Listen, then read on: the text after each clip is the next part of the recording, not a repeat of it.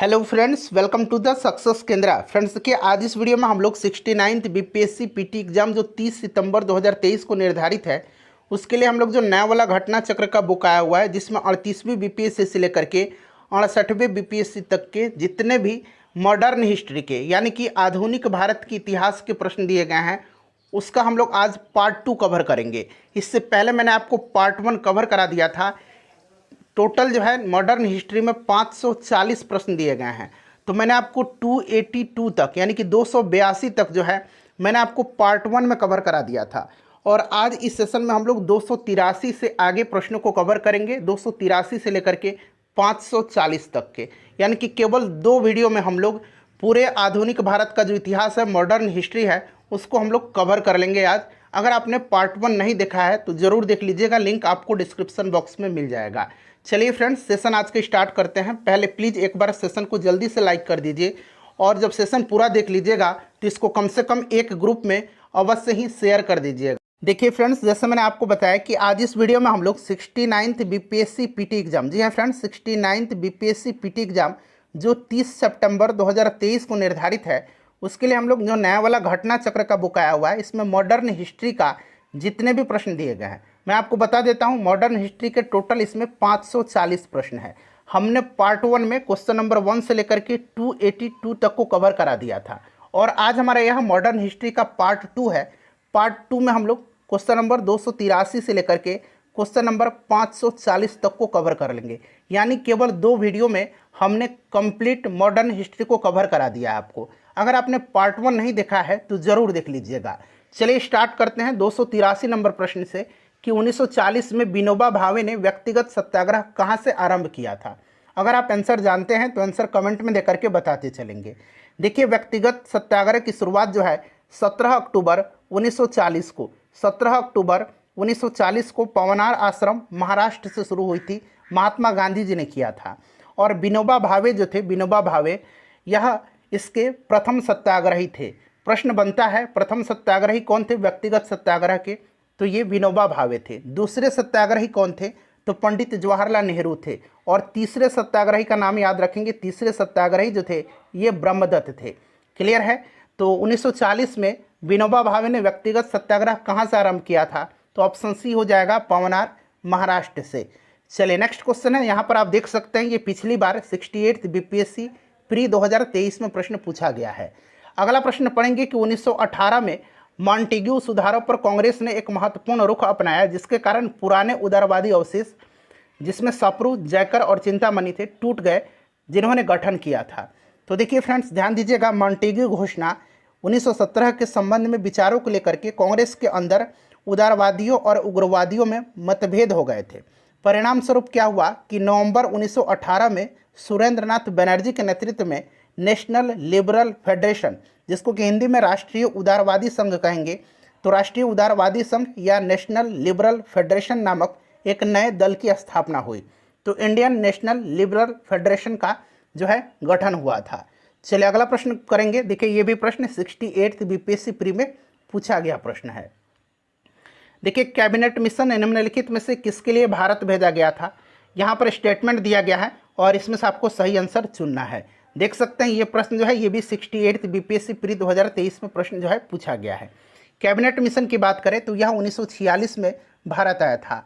इसके अध्यक्ष कौन थे? तो इसके अध्यक्ष पैंथिक लॉरेंस थे, और इसमें 2 अन्य सदस्य भी थे, स्टेफोर्ड क्रिप्स और एबी अलेक्जेंडर।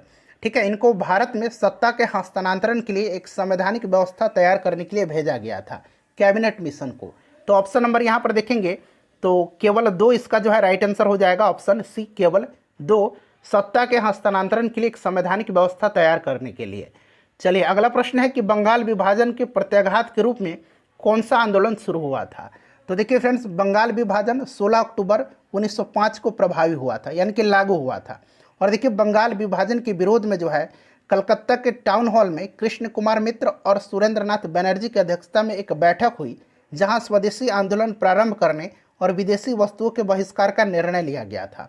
और शुरुआत जो हुई थी स्वदेशी आंदोलन की 7 अगस्त 1905 को हुई थी। ये डेट आप याद रखेंगे, 7 अगस्त 1905 को। और बंगाल विभाजन जो हुआ था इसी के प्रत्याघात यानी कि विरोध के रूप में शुरू हुआ था। इसी अवसर पर जो रविन्द्रनाथ टैगोर थे इन्होंने आमार सोनार बांग्ला लिखा, जो कि बाद में बांग्लादेश का राष्ट्रीय गान बना। ठीक है, राष्ट्रगान बना था। तो यह आपका स्वदेशी आंदोलन हो जाएगा। देखिए, नोआखली काल में महात्मा गांधी के सचिव कौन थे? नोआखली काल में महात्मा गांधी जी के सचिव जो थे ये प्यारेलाल थे, और प्यारेलाल जी की जो बहन थी डॉक्टर सुशीला नैयर, ये गांधी जी की व्यक्तिगत चिकित्सक थी। चलिए नेक्स्ट क्वेश्चन कर लेंगे। अगला प्रश्न है फ्रेंड्स, थोड़ा सा जल्दी में हम लोग कवर करेंगे क्योंकि प्रश्नों की संख्या ज़्यादा है, इसलिए आप लोग जल्दी जल्दी थोड़ा सा कवर करिए, सहयोग करिए ताकि हम लोग सेशन जल्दी से कवर कर लें। पार्ट 1 देख लीजिएगा, बिहार का इतिहास मैंने करा दिया है, और पूरा साइंस वाला सेक्शन फिजिक्स, केमिस्ट्री और बायोलॉजी को भी मैंने कवर करा दिया है, मेडाइवल हिस्ट्री को भी मैंने कवर करा दिया है। तो जितने भी वीडियोज़ हैं उनको देख लीजिएगा, एग्जाम में बहुत ही कम समय बचा हुआ है। एडुटेरिया का प्रैक्टिस बुक भी कराया जा रहा है, सबका लिंक डिस्क्रिप्शन में मिल जाएगा, देख लीजिएगा। निम्न में से महात्मा गांधी का भारत में पहला सत्याग्रह कौन सा था? तो ये सभी लोगों को पता है, पहला सत्याग्रह गांधी जी का कौन था? तो फ्रेंड्स यह 1917 का चंपारण सत्याग्रह था। ठीक है, चलिए नेक्स्ट क्वेश्चन करेंगे कि निम्न में से किस कॉलेज में गांधी जी ने पढ़ाई किया था? तो देखिए, गांधी जी की प्रारंभिक शिक्षा पोरबंदर में संपन्न हुई थी। इन्होंने हाई स्कूल की शिक्षा राजकोट स्थित अल्फ्रेड हाई स्कूल से प्राप्त किया था, और इसके उपरांत उन्होंने भावनगर में स्थित श्यामलदास आर्ट कॉलेज में अपना नामांकन करवाया, और फिर इसके उपरांत इन्होंने यूनिवर्सिटी कॉलेज लंदन से लॉ की पढ़ाई पूरी किया था। तो किस कॉलेज में गांधी जी ने पढ़ाई किया था? तो यहाँ पर देख सकते हैं श्यामलदास कॉलेज भावनगर। ठीक है, चलिए 66वीं बीपीएससी में पूछा गया यह प्रश्न है, निम्न में से कौन सा भारत में गांधी जी का प्रथम सत्याग्रह आंदोलन था जिसमें उन्होंने सविनय अवज्ञा का प्रयोग किया था? बताइए। तो ये चंपारण था, चंपारण सत्याग्रह 1917 गांधी जी का प्रथम सत्याग्रह आंदोलन था जिसमें उन्होंने सविनय अवज्ञा का प्रयोग किया था। अगला प्रश्न है हमारा कि किसने यूरोपियन नील बागान मालिकों द्वारा किसानों के शोषण की तरफ गांधी जी का ध्यान आकर्षित किया था? तो 1916 का जो लखनऊ अधिवेशन था कांग्रेस का, इसी के दौरान जो राजकुमार शुक्ल जी थे गांधी जी से इन्होंने भेंट किया था, और उन्होंने चंपारण में जो किसानों की दशा थी उसके तरफ गांधी जी का ध्यान आकृष्ट किया था और उन्हें चंपारण आने का न्योता दिया था। तो राइट आंसर हो जाएगा राजकुमार शुक्ल। चलिए अगला प्रश्न है कि गांधी जी को चंपारण आने का निमंत्रण किसने दिया था? देखिए, कई बार यह प्रश्न पूछा गया है, अब ये 67th बीपीएससी में पूछा गया है, राजकुमार शुक्ल। देखिए, चंपारण में इंडिगो यानी कि नील के किसानों की दशा की ओर गांधी जी का ध्यान किसने आकर्षित किया था? तो ये राजकुमार शुक्ल थे। ये 66वीं बीपीएससी में पूछा गया है।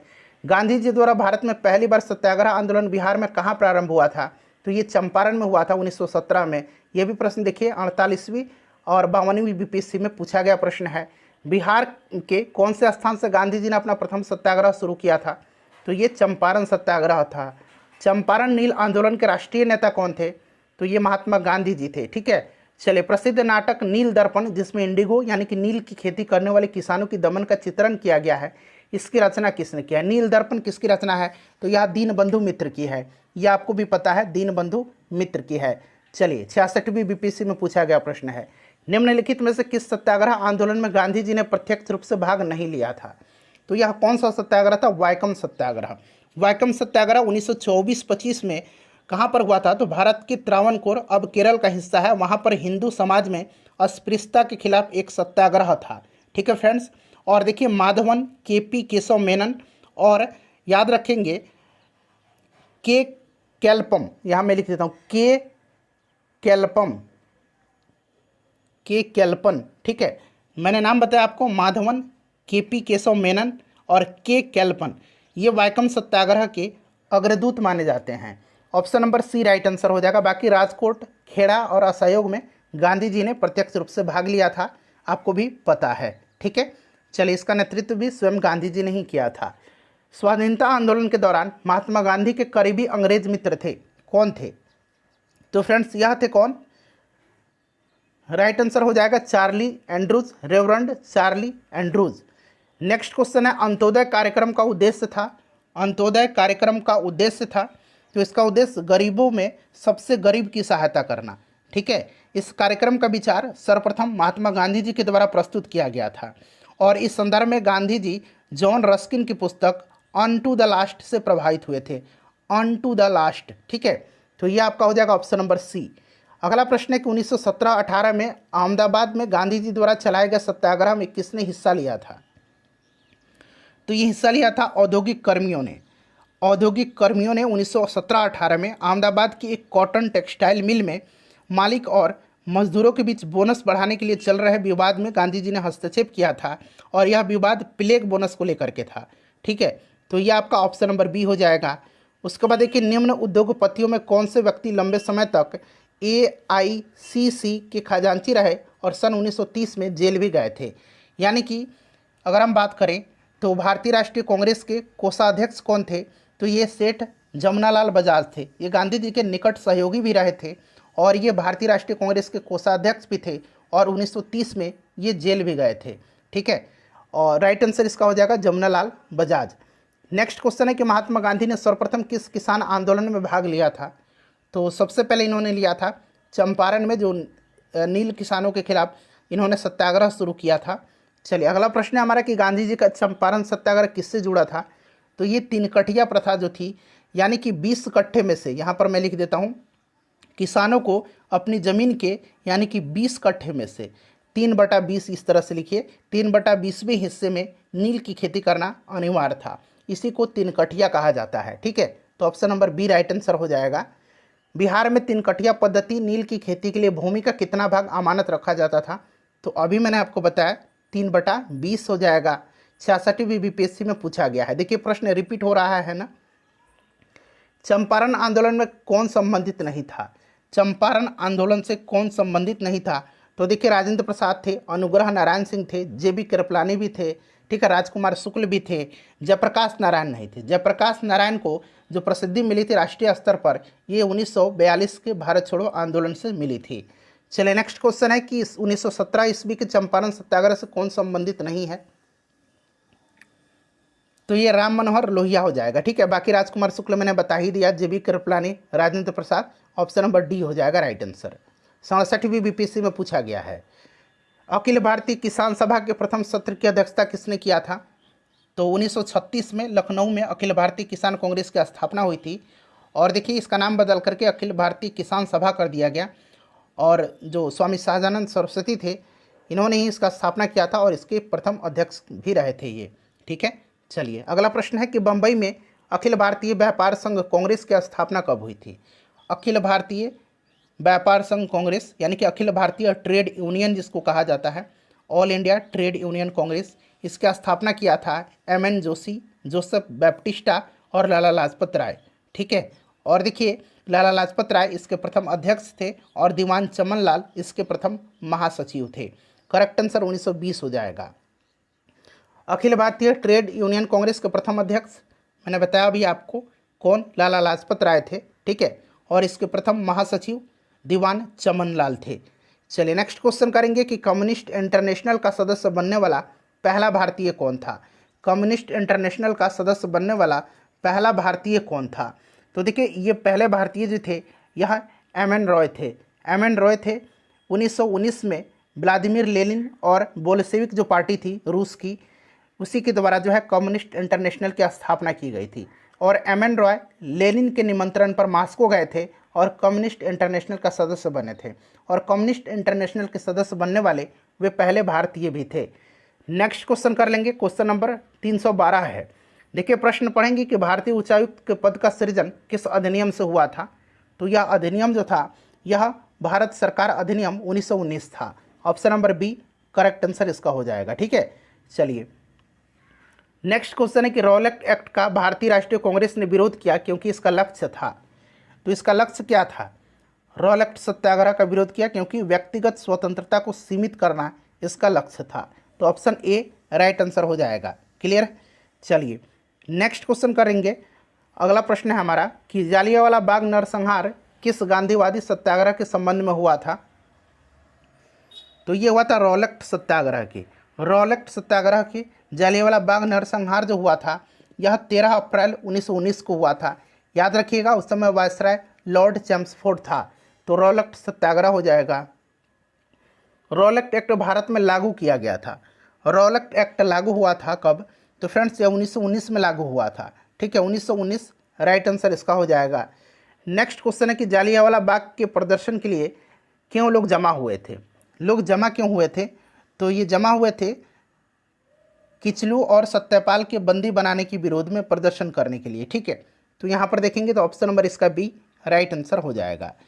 नेक्स्ट क्वेश्चन है हमारा, अगला प्रश्न है कि रविन्द्रनाथ टैगोर ने अपनी नाइटहुड की उपाधि किस कारण से त्याग दिया था? तो जलियांवाला बाग हत्याकांड के इन्होंने विरोध में उपाधि लौटा दिया था। चलिए ऑप्शन नंबर यहाँ पर आपका सी राइट आंसर हो जाएगा। नेक्स्ट क्वेश्चन है कि लंदन में 13 मार्च 1940 को सर माइकल ओडायर को गोली मारा था किसने? तो ये मारा था उधम सिंह ने। याद रखिएगा माइकल ओ डायर को। क्लियर है, याद रखिएगा माइकल ओ डायर को। किसके लिए? तो जलियांवाला बाग जो नरसंहार हुआ था उसी का बदला लेने के लिए। चलिए नेक्स्ट क्वेश्चन है हमारा कि वर्ष 1919 में भारतीय इतिहास से संबंधित है। तो 1919 में क्या हुआ था? कलकत्ता से दिल्ली राजधानी बदलने जाने की? नहीं, ये तो 1911 बारे की घटना है। जलियांवाला बाग त्रासदी बिल्कुल सही है, बंगाल विभाजन 1905 में हुआ था। ठीक है, चलिए तो ऑप्शन नंबर 20 का राइट आंसर हो जाएगा। अमृतसर के जलियांवाला बाग में भीड़ का दमन हुआ था। देखिए डेट सहित याद रखना है, 13 अप्रैल 1919 को। उसके बाद अगला प्रश्न है कि जलियांवाला बाग हत्याकांड के लिए जिम्मेदार जनरल डायर को निम्न में से किसने मारा था? तो ये उधम सिंह ने मारा था 1940 में, 13 मार्च 1940 को। राइट आंसर हो जाएगा उधम सिंह। ठीक है, ध्यान रखिएगा। चलिए नेक्स्ट क्वेश्चन है कि किसने खिलाफत आंदोलन को हिंदुओं और मुसलमानों की एकता के एक ऐसा अवसर के रूप में देखा जो 100 वर्षों में भी पुनः प्रस्तुत नहीं होगा? तो राइट आंसर हो जाएगा महात्मा गांधी जी ने। ऑप्शन नंबर सी महात्मा गांधी जी करेक्ट आंसर हो जाएगा। ठीक है, चलिए उसके बाद देखिए 1920 की खिलाफत कमेटी की सभा जिसने गांधी जी को असहयोग आंदोलन के नेतृत्व को संभालने का अनुरोध किया था वह किस शहर में हुआ था? तो फ्रेंड्स ये कहाँ हुआ था? तो ये इलाहाबाद में हुआ था। कहाँ पर हुआ था? 1920 में खिलाफत कमेटी ने इलाहाबाद में इस सलाह को स्वीकार किया और गांधी जी को आंदोलन का नेतृत्व करने का अधिकार सौंपा था। ठीक है, तो राइट आंसर हो जाएगा इलाहाबाद। नेक्स्ट क्वेश्चन कर लेंगे कि गांधी जी के असहयोग आंदोलन में लोगों को शराब से परहेज करने का आग्रह किया गया, फलस्वरूप सरकार के राजस्व में भारी कमी आई। एक प्रदेश की सरकार ने लोगों को फिर से शराब पीने को प्रेरित करने के लिए प्रमुख व्यक्तियों की एक सूची प्रसारित की जो शराब पीते थे। उस प्रदेश का नाम आपसे पूछा जा रहा है। 64वीं बीपीएससी का यह प्रश्न है, बताइएगा इसका करेक्ट आंसर क्या हो जाएगा। तो यह कौन सा प्रदेश था? तो यह प्रदेश जो था यह बिहार था। ऑप्शन नंबर बी इसका राइट आंसर हो जाएगा, बिहार था, जहाँ पर अभी शराब बंद है। ठीक है, चलिए उसके बाद नेक्स्ट क्वेश्चन कर लेंगे कि महात्मा गांधी ने खिलाफत आंदोलन का समर्थन क्यों किया? तो गांधी जी अंग्रेजों के खिलाफ अपने आंदोलन में भारतीय मुसलमानों का सहयोग प्राप्त करना चाहते थे। Option number B right answer इसका हो जाएगा। चलिए उसके बाद देखिए भारतीय राष्ट्रीय कांग्रेस ने असहयोग आंदोलन किस वर्ष प्रारंभ किया था? असहयोग आंदोलन शुरू हुआ था 1 अगस्त 1920 को। ठीक है, 1 अगस्त 1920 को। Option number C right answer हो जाएगा। ध्यान रखेंगे 1 अगस्त 1920 को गांधी जी ने असहयोग आंदोलन की शुरुआत किया था।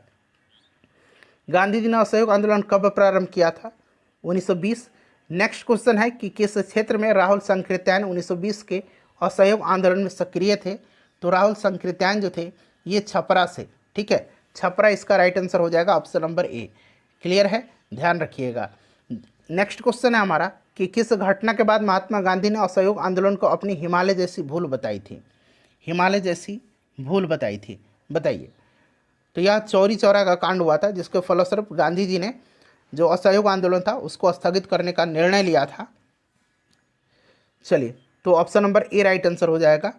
नेक्स्ट क्वेश्चन है फरवरी 1922 में चौरा चौरी की घटना हुई थी। किस घटना के कारण गांधी जी ने असहयोग आंदोलन को वापस लिया था? तो ये चौरी चौरा का कांड। अगला प्रश्न कि असहयोग आंदोलन के दौरान किसने पटना कॉलेज छोड़ा जबकि उसकी परीक्षा में केवल 20 ही दिन बचे थे? तो ये किसने छोड़ा था? तो ये जयप्रकाश नारायण जी थे। Option number C right answer हो जाएगा, जयप्रकाश नारायण जी थे। चलिए नेक्स्ट क्वेश्चन करेंगे कि 1921 के मोपला आंदोलन की जो शाखा थी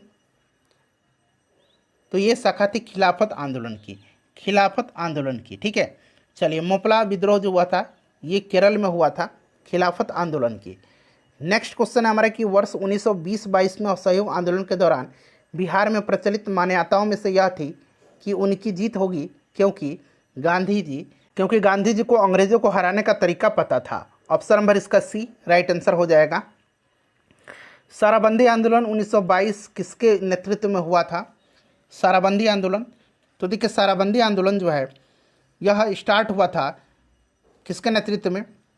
तो बारदोली के मेहता बंधुओं कल्याण जी और कुंवर जी तथा दयाल जी देसाई ने किसानों के समर्थन में वर्ष 1928 से यह आंदोलन चलाया था और बाद में इसका नेतृत्व सरदार वल्लभ भाई पटेल ने किया था। ठीक है, और आगे चल करके सरदार वल्लभ भाई पटेल ने वर्ष 1928 में कोई कर नहीं यानी कि शराबंदी आंदोलन चलाया था। तो राइट आंसर इसका क्या हो जाएगा? सरदार वल्लभ भाई पटेल हो जाएगा। क्लियर? चलिए नेक्स्ट क्वेश्चन कर लेंगे। अगला प्रश्न है हमारा कि 1921 का मोपला विद्रोह कहाँ हुआ था? मोपला विद्रोह तो अभी मैंने आपको बता ही दिया था, केरल में हुआ था। और मोपला विद्रोह किस आंदोलन की शाखा थी? तो यह खिलाफत आंदोलन की। ठीक है, चलिए नेक्स्ट क्वेश्चन कर लेंगे कि असहयोग आंदोलन के स्थगन संबंधी घटनाओं का सही क्रम इंगित करें। सही क्रम आपको बताना है। तो यहाँ पर आप देखेंगे सारा का सारा सही क्रम ही दिया गया है, बिल्कुल क्रम से। चौरी चौरा में पुलिस गोलीकांड, उग्र भीड़ द्वारा पुलिस थाना को जलाना, गांधी जी द्वारा आंदोलन का स्थगन और गांधी जी की गिरफ्तारी। ठीक है, चलिए तो 1, 2, 3, 4 इसका क्रम सही दिया गया है। फरवरी 1922 में 4 या 5 फरवरी, कहीं कहीं 5 फरवरी भी लिखा होता है, 4 फरवरी आप मान करके चलेंगे। 4 फरवरी 1922 को चौरी चौरा की घटना हुई थी। चलिए उसके बाद देखिए फरवरी 1922 में पुलिस चौकी में आग लगाने की घटना से संबंधित चौरी चौरा किस राज्य में है? तो यह कहाँ पर है? उत्तर प्रदेश के गोरखपुर जिला में पड़ता है। तो ये उत्तर प्रदेश हो जाएगा। लॉर्ड सिन्हा ने 1921 में कहाँ के गवर्नर पद से त्यागपत्र दिया था? तो इन्होंने कहाँ से दिया था? तो ये बिहार उड़ीसा के गवर्नर थे, बिहार उड़ीसा के। ठीक है, चलिए तो बिहार उड़ीसा राइट आंसर हो जाएगा। 1923 से 1928 के काल में भारतीय राजनीति में क्रांतिकारी कार्यविधियों की पुनरावृत्ति का कारण था। इसका कारण पूछा गया है। तो इसका कारण जो था ये गांधी जी द्वारा असहयोग आंदोलन का स्थगन था। गांधी जी के द्वारा असहयोग आंदोलन का स्थगन था। ठीक है, चलिए उसके बाद नेक्स्ट क्वेश्चन कर लेंगे कि स्वराज दल की स्थापना किसके असफलता के बाद हुई थी? तो यह असहयोग आंदोलन था। इसी की असफलता के बाद 1923 में चित्तरंजन दास और मोतीलाल नेहरू ने इसका गठन किया था। चित्तरंजन दास स्वराज दल के अध्यक्ष थे, स्वराज पार्टी के, और मोतीलाल नेहरू इसके महासचिव थे। ठीक है, तो यह असहयोग आंदोलन हो जाएगा। अगला प्रश्न करेंगे कि स्वराज दल की स्थापना किसने किया था? तो चित्तरंजन दास और मोतीलाल नेहरू ने 1923 में। अभी मैंने आपको बताया भी 1923 में स्वराज पार्टी का गठन किया था किसने? तो यहाँ पर देखेंगे CR दास और मोतीलाल नेहरू, यानी कि ऑप्शन नंबर इसका सी राइट आंसर हो जाएगा। स्वराज पार्टी की गठन किसके असफलता के बाद हुआ था? तो असहयोग आंदोलन। देखिए प्रश्न किस तरह से रिपीट हो रहा है, ठीक है, अलग अलग एग्जाम में। देखिए 1922 में गया में इंडियन नेशनल कांग्रेस का अधिवेशन के अध्यक्ष कौन थे? 1922 में गया में हुआ था। 1912 में बांकीपुर में हुआ था। इसकी अध्यक्षता RN माधोलकर ने किया था। और गया वाला में जो हुआ था 1922 में चित्तरंजन दास ने किया था। चलिए भारतीय राष्ट्रीय कांग्रेस के 1922 में आयोजित गया अधिवेशन के अध्यक्ष कौन थे? देखिए ये 67वीं BPSC में भी पूछ लिया गया है। तो ये चित्तरंजन दास थे, CR दास। अतः सदैव सहमति के साथ और अक्सर वाणिज्य मंडल के निर्देशों पर भारत सरकार चलती है और इसे व्हाइट मैन्स बर्डन कहा जाता है। यह किसने कहा था? यह किसने कहा था? तो ध्यान रखेंगे फ्रेंड्स, यह कहा था किसने? तो यह सच्चिदानंद सिन्हा जी ने कहा था। ठीक है, चलिए नेक्स्ट क्वेश्चन है हमारे कि साइमन कमीशन पहली बार भारत कब आया था? साइमन कमीशन भारत कब आया था? 3 फरवरी 1928 को साइमन कमीशन बम्बई पहुंचा था। 3 फरवरी 1928 को। इसको व्हाइटमैन कमीशन भी कहा जाता है। इसमें कोई भी सदस्य भारतीय नहीं था। रिक्त स्थानों की पूर्ति कीजिए। नेहरू रिपोर्ट खाली स्थान दिया गया की अध्यक्षता में एक कमेटी द्वारा तैयार किया गया था और इसका विषय था, फिर खाली स्थान दिया गया है। तो नेहरू रिपोर्ट जो है यह तैयार किया गया था मोतीलाल नेहरू के अध्यक्षता में और यह कमेटी द्वारा तैयार किया गया था और इसका विषय था भारत में संवैधानिक व्यवस्थाएं। ठीक है, तो ऑप्शन नंबर यहाँ पर देखेंगे तो सी राइट आंसर हो जाएगा, मोतीलाल नेहरू, याद रखिएगा। ठीक है, पूर्ण स्वराज का प्रस्ताव लाहौर कांग्रेस में पारित किया गया था कब? वर्ष पूछा गया है। तो पूर्ण स्वराज ये 1929 का लाहौर अधिवेशन था। इसकी अध्यक्षता पंडित जवाहरलाल नेहरू ने किया था। ठीक है, चलिए उसके बाद देखिएगा कि भारतीय राष्ट्रीय कांग्रेस के किस सत्र में पूर्ण स्वाधीनता का प्रस्ताव पारित किया गया था? देखिए फिर से प्रश्न रिपीट हो गया है, 1929 लाहौर में। चलिए 67वीं बीपीएससी में पूछा गया था। 1929 के लाहौर में आयोजित भारतीय राष्ट्रीय कांग्रेस का अधिवेशन का अध्यक्ष कौन थे? तो अभी मैंने आपको बता ही दिया था, पंडित जवाहरलाल नेहरू थे। 67वीं बीपीएससी में है पूछा। उसके बाद कि भारतीय राष्ट्रीय कांग्रेस द्वारा किस दिन को पूर्ण स्वराज दिवस घोषित किया गया था? तो ये किया गया था 26/1/1930 को। ठीक है, 26/1/1930 को। चलिए उसके बाद देखिएगा कि 1929 के कांग्रेस अधिवेशन में पूर्ण स्वराज का पताका किसने उठाया था? तो ये पंडित जवाहरलाल नेहरू थे। अगला प्रश्न हमारा कि समाजवाद का समर्थक कौन था और 1933 में ब्रिटिश शासन देसी राज्यों, जमींदारवाद और पूंजीवाद को उखाड़ फेंकना चाहता था? ये कौन थे? तो ये पंडित जवाहरलाल नेहरू थे। ठीक है, पंडित जवाहरलाल नेहरू राइट आंसर हो जाएगा ऑप्शन नंबर बी। किसने 1921 में पहली बार पूर्ण स्वतंत्रता की मांग को उठाया था? पूर्ण स्वतंत्रता 1921 में। तो देखिए 1921 में अहमदाबाद में हुए कांग्रेस अधिवेशन की अध्यक्षता करते हुए हकीम अजमल खान ने, ठीक है, और हकीम अजमल खान ने किया था 1921 का जो अहमदाबाद में कांग्रेस का अधिवेशन हुआ था। और इसी अधिवेशन में सबसे पहले मौलाना हसरत मोहानी ने संपूर्ण स्वतंत्रता यानी कि पूर्ण स्वतंत्रता की मांग उठाई थी। ठीक है, किंतु गांधी जी इस मांग के पक्ष में नहीं थे। तो यहाँ पर हसरत मोहानी हो जाएगा, ऑप्शन नंबर डी हो जाएगा, हसरत मोहानी। ठीक है, चलिए उसके बाद नेक्स्ट क्वेश्चन है हमारा कि बारदोली सत्याग्रह का सफल नेतृत्व किसने किया था? तो बारदोली सत्याग्रह का सफल नेतृत्व 1928 में सरदार वल्लभ भाई पटेल जी ने किया था। और बारदोली की महिलाओं ने इसी के दौरान इनको सरदार की उपाधि भी प्रदान किया था, वल्लभ भाई पटेल। चलिए दांडी यात्रा की गई थी। दांडी यात्रा स्टार्ट हुआ था 12 मार्च 1930 को, 12 मार्च 1930 को। ठीक है, तो 1930 यहाँ पर दिया गया है, 1930 को। क्लियर है, याद रखिएगा। और फिर ये 6 अप्रैल को पहुँचते हैं कहाँ? तो इन्होंने साबरमती से शुरू किया था और इन्होंने 6 अप्रैल 1930 को दांडी पहुँच करके नमक कानून को भंग किया और इसके साथ ही सविनय अवज्ञा आंदोलन स्टार्ट हुआ 6 अप्रैल 1930 को। ठीक है, 1930 में महात्मा गांधी ने सविनय अवज्ञा आंदोलन कहाँ से प्रारंभ किया था? बताइए, राइट आंसर इसका क्या हो जाएगा? चलिए इसका आंसर आप मुझे कमेंट करके बताइए। ठीक है, इसका आंसर आप मुझे कमेंट करके बताइए। अगला प्रश्न कि नमक सत्याग्रह के दौरान बिहार में लोगों ने नमक बनाने के साथ साथ किस कर के विरोध के द्वारा सरकार का विरोध किया था? देखिए ये प्रश्न जो है बड़ा इंपॉर्टेंट है। राइट आंसर इसका चौकीदारी कर हो जाएगा। ठीक है, ये 68वीं बीपीएससी में इस तरह से पूछ लिया गया था, प्रश्न मिलेगा आगे आपको। दांडी यात्रा कितने दिन चली थी?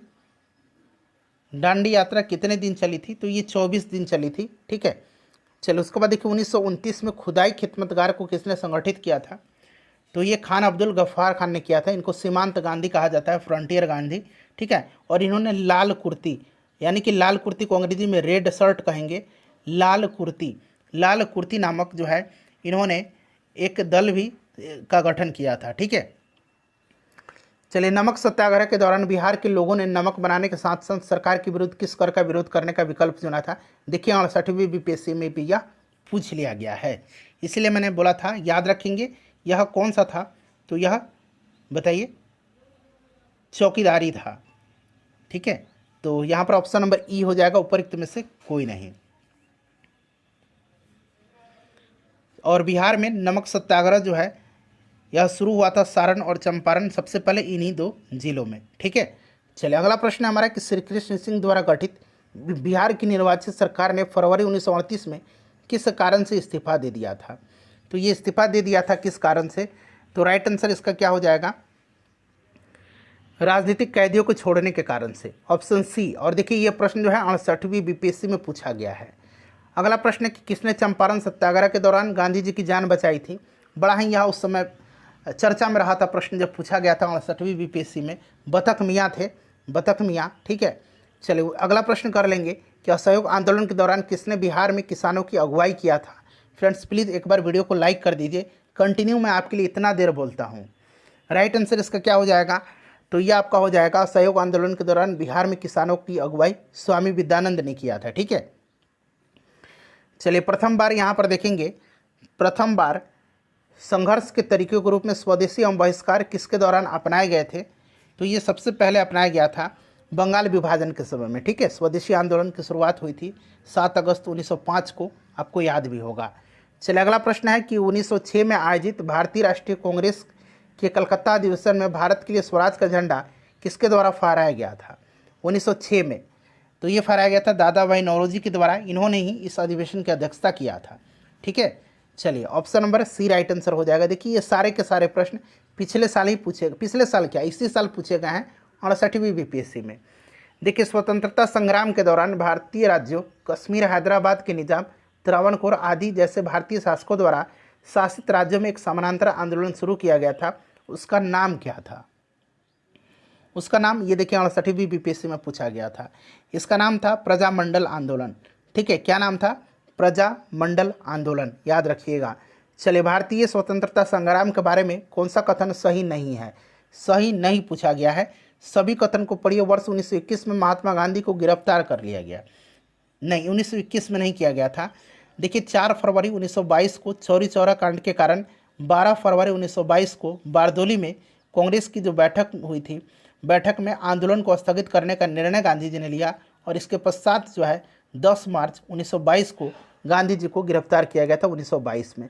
तो ये वाला जो है गलत है, सही नहीं है। बाकी सारे जो है यहाँ पर देख सकते हैं सही है। ठीक है, गांधी जी ने अपना पहला प्रमुख सार्वजनिक भाषण बनारस हिंदू विश्वविद्यालय में दिया था। ये पॉइंट इंपॉर्टेंट है, इसको आप याद रखिएगा। ठीक है, चलिए 68वीं बीपीएससी में पूछा गया है अबुल कलाम आज़ाद के द्वारा किस पत्रिका को संपादित किया गया था? तो यह पत्रिका जो थी यह कौन सी पत्रिका थी? तो यह पत्रिका याद रखेंगे, यह पत्रिका थी अल हिलाल। ठीक है, कौन सी थी? अल हिलाल थी। ठीक है, गुब्बारे खातिर, इंडिया विंस फ्रीडम। ठीक है, Al Hilal, India wins freedom, Ghubar Khatir, इन सब प्रमुख रचनाएं जो हैं यह अबुल कलाम आज़ाद की है। ठीक है, चलिए नेक्स्ट क्वेश्चन करेंगे। और यहाँ पर देखिए जमींदार और द कॉमरेड, जमींदार और द कॉमरेड रचना जो है, जमींदार किसकी है? तो जमींदार सिराजुद्दीन और कॉमरेड जो है यह मौलाना मोहम्मद अली के द्वारा इसकी रचना की गई है। ठीक है, कॉमरेड याद रखेंगे। 19वीं शताब्दी के अंत में इतिहास के अध्ययन ने भारत में राष्ट्रीयता की भावना पैदा करने में किस प्रकार मदद किया था? यह 68वीं बीपीएससी का प्रश्न है। ठीक है, तो देखिए इसमें अगर हम बात करें तो एक से अधिक इसका राइट आंसर होगा। एक से अधिक, यहाँ पर एक से अधिक इसका करेक्ट आंसर होगा, यानी कि ऑप्शन नंबर डी हो जाएगा। क्लियर? चलिए उसके बाद नेक्स्ट क्वेश्चन है कि नगरों में असहयोग आंदोलन के संबंध में निम्नलिखित में से कौन सा कथन सही नहीं है? सही नहीं है तो यहाँ पर देखेंगे कि आंदोलन में केवल उच्च जातियों और अमीरों ने भाग लिया था, ये सही है। ठीक है, सही नहीं है, ये सही नहीं है, मतलब ये सही एक हो जाएगा इसका ऑप्शन। और मद्रास की जस्टिस पासी द्वारा कौंसिल के चुनाव का बहिष्कार किया गया, एक ये आंसर सही होगा। तो केवल 1 और 2 जो है इसका सही नहीं है, ये आपका आंसर होगा। ठीक है, चलिए इसमें जो है मद्रास के जो यहाँ पर जस्टिस पार्टी है ये कौंसिल चुनाव में का बहिष्कार किया था, इन्होंने बहिष्कार नहीं किया था, इन्होंने भाग लिया था। ठीक है, तो ये गलत हो जाएगा और ये वाला गलत है, तो इसीलिए 1 और 2 इसका राइट आंसर हो जाएगा। और बाकी हज़ारों छात्र ये सरकारी नियंत्रण वाले स्कूल को छोड़ करके प्रधानाध्यापक थे, शिक्षक थे, वकील थे, इस सब ने इन्होंने प्रैक्टिस छोड़ दिया था। ठीक है, तो ये सही दिया गया, लेकिन ये दोनों गलत था, तो सही नहीं बताना आपको, तो 1 और 2 राइट आंसर हो जाएगा। 68वीं बीपीएससी का है भाई। चलिए उसके बाद देखिएगा कि एक सन्यासी जो फिजी में एक गिरमिटिया मजदूर के रूप में काम करने के बाद उस जिले में अपनी पीठ पर तुलसीदास रामायण की एक प्रति लेकर के आया था, जिससे वह ग्रामीण श्रोताओं को छंद सुनाता था। यह जिस किसान नेता की जिक्र कर रहा है प्रश्न में, वह कौन थे? तो फ्रेंड्स यह बाबा रामचंद्र थे, बाबा रामचंद्र। ठीक है, याद रखिएगा। चलिए 68वीं बीपीएससी का प्रश्न हो रहा है यहाँ पर, ऑल इंडिया हरिजन संघ की स्थापना 1932 में किसके द्वारा किया गया था? तो ये आपको भाई पता है, ये महात्मा गांधी जी थे। ठीक है, 68वीं बीपीएससी का प्रश्न है। 68वीं बीपीएससी का प्रश्न सारा है 20 फरवरी 1947 को प्रधानमंत्री एटली ने, ब्रिटेन के प्रधानमंत्री थे, भारत से ब्रिटिश शासन को कब तक वापस लेने की घोषणा किया था? तो ये लिया था कब तक? तो जून 1948 के पहले ही। ठीक है, तो जून 1948 इसका राइट आंसर हो जाएगा। अगला प्रश्न है कि स्वराज दल की स्थापना बिहार में किसने किया था? बिहार में इसकी स्थापना किया था किसने? तो ये किया था श्री कृष्ण सिंह ने। ठीक है, श्री कृष्ण सिंह ने किया था, याद रखिएगा। चलिए 1923 में नेक्स्ट क्वेश्चन हमारे कि बेगूसराय में चौकीदारी के विरुद्ध आंदोलन एक हिस्सा था, चौकीदारी कर विरुद्ध आंदोलन एक हिस्सा था, तो ये हिस्सा था सविनय अवज्ञा आंदोलन का। ठीक है, चलिए उसके बाद देखिए सविनय अवज्ञा आंदोलन की असफलता के बाद गांधी जी ने महत्व दिया था, तो गांधी जी ने महत्व दिया था रचनात्मक कार्यक्रम में। ठीक है, रचनात्मक कार्यक्रम में, ध्यान रखिएगा। चलिए तो ऑप्शन नंबर यहाँ पर ए राइट आंसर हो जाएगा। अगला प्रश्न कि निम्नलिखित में से किस भारतीय नेता ने लंदन में प्रथम गोलमेज कॉन्फ्रेंस में भाग लिया था? तो ये लिया था किसने? मौलाना मोहम्मद अली ने लिया था। ठीक है, मौलाना मोहम्मद अली ने 3 गोलमेज कॉन्फ्रेंस हुए थे, राउंड टेबल कॉन्फ्रेंस, 1930 में, 1931 में दूसरा और 1932 में तीसरा। ठीक है, चलिए तो ये ऑप्शन नंबर ए हो जाएगा राइट आंसर। चलिए नेक्स्ट क्वेश्चन कर लेंगे। अगला प्रश्न है हमारा कि तीनों गोलमेज सम्मेलन में किसने भाग लिया था? तो तीनों गोलमेज सम्मेलन में भाग लिया था, इसमें से क्या हो जाएगा? ऑप्शन नंबर सी हो जाएगा भीमराव अंबेडकर जी ने। भीमराव अंबेडकर जी ने। महात्मा गांधी ने दूसरे गोलमेज सम्मेलन में हिस्सा लिया था। ठीक है, चलिए नेक्स्ट क्वेश्चन है हमारा कि गांधी इरविन समझौता कब हुआ था? गांधी इरविन पैक्ट, इसको दिल्ली समझौता भी कहा जाता है, यह 5 मार्च 1931 को हुआ था। ठीक है, याद रखिएगा। चलिए उसके बाद देखिए प्रसिद्ध गांधी इरविन समझौता कब हुआ था? देखिए प्रश्न दोबारा पूछा गया है, 5 मार्च 1931 को, याद रखिएगा।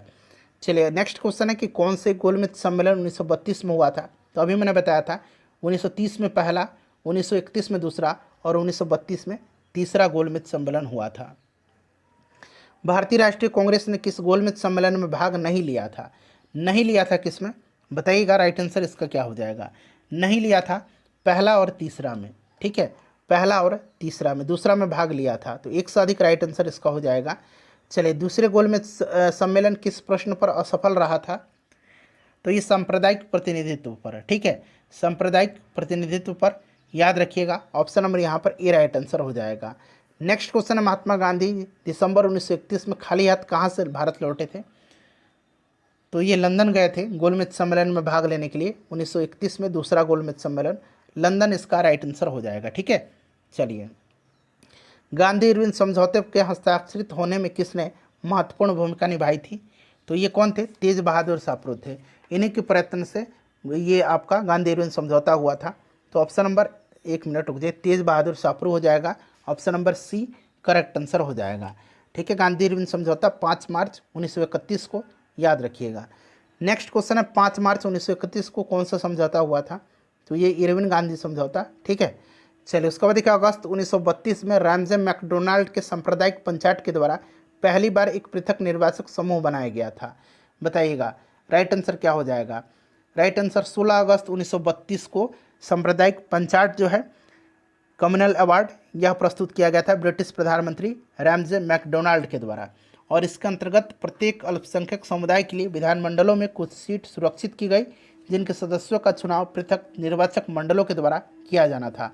मुसलमान और सिख, ईसाई, आंग्ल भारतीय यानी कि एंग्लो इंडियन महिलाओं को तो पहले से ही अल्पसंख्यक माना जाता था।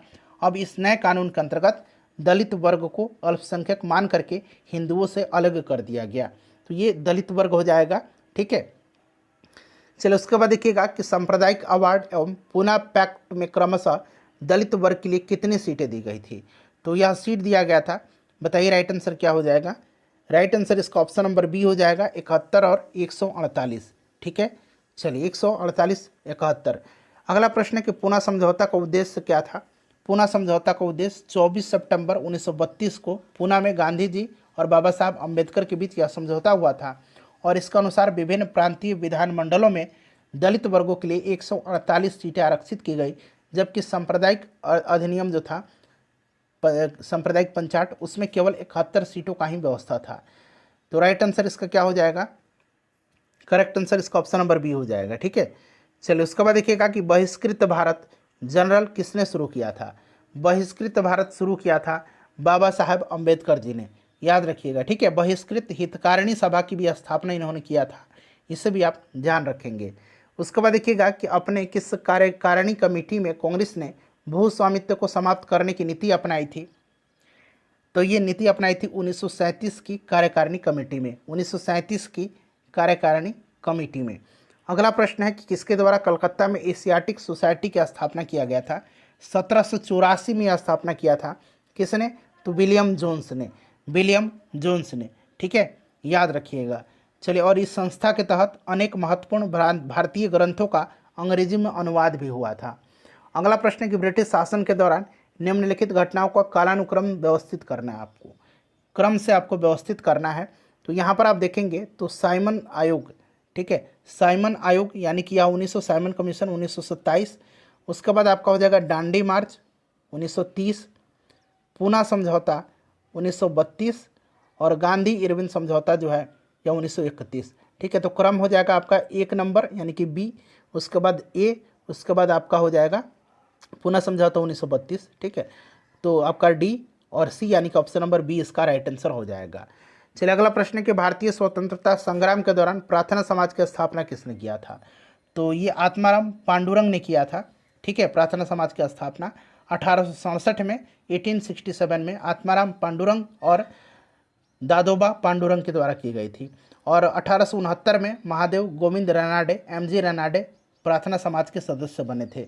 तो ऑप्शन नंबर यहाँ पर ए राइट आंसर हो जाएगा। नेक्स्ट क्वेश्चन है कि कौन सा इसमें से निम्नलिखित में से नील विद्रोह के नेता थे? नील विद्रोह के नेता जो थे ये दिगंबर विश्वास और विष्णुचरण विश्वास थे। Option number B right answer हो जाएगा। ठीक है, चलिए इंडिगो रिवोल्ट नेक्स्ट क्वेश्चन करेंगे। और दीनबंधु मित्र के नाटक नील दर्पण में नील की खेती करने वाले किसानों के शोषण का चित्रण किया गया है। भारत के वायसराय के रूप में किसके कार्यकाल में महान शहीद भगत सिंह, सुखदेव और राजगुरु को फांसी दी गई थी?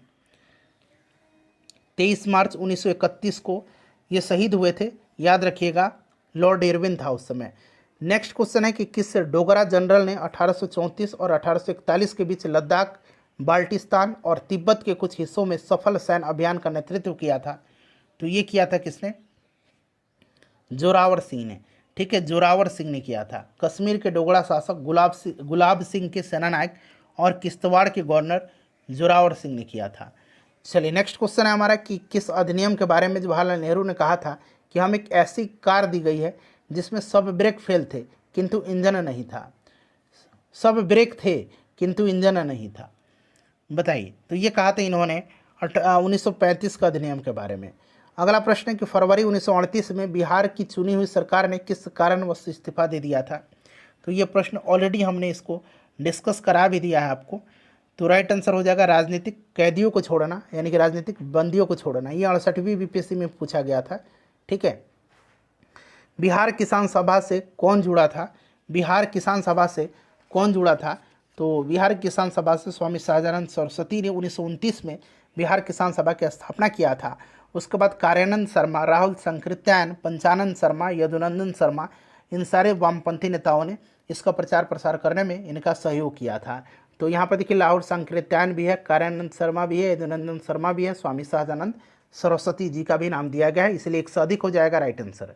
कांग्रेस सोशलिस्ट पार्टी की पहली बैठक हुई थी, बताइए। तो यह पटना में 1934 में हुई थी, 1934 में। Option number C right answer हो जाएगा।